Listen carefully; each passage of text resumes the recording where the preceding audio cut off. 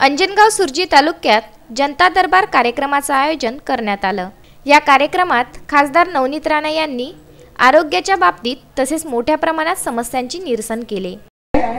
नाल्या होत आहे, मंदिर होत आहे, लायब्ररी होत आहे, प्रत्येक गोष्टी होते, पण जिथे शेतकरी आमचं जाते रोज ते रास्ते त्याला एवढे अडचणी आहे। त्याच्यासाठी तुम्ही प्रत्येक तालुक्यामधनं मला प्रस्ताव बनवून द्या आणि ते प्रस्ताव घेऊन मी तिथे केंद्रामध्ये जाईन की राज्य सरकार जे देत आहे त्याच्यापेक्षा जास्त केंद्राने दिलं पाहिजे। जेव्हा खासदार फिरते तर प्रत्येक व्यक्ती प्रत्येक शेतकरी आम्हाला पांढऱ्या रस्त्याचा अर्ज देतात। आमच्या हाती जेवढे असेल ते आम्ही टाकणारच आहे, डीपीटीसी मध्ये टाकू।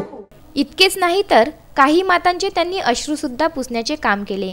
यामध्ये त्यांनी मोठ्या प्रमाणात शेतकऱ्यांच्या बाबतीत कृषी विभाग, विद्युत विभाग आणि श्रावणबाळ संजय गांधी यांना मानधनाचे आदेश प्रमाणपत्र तसेच पुरवठा शिधा पत्रक वाटप करण्यात आले।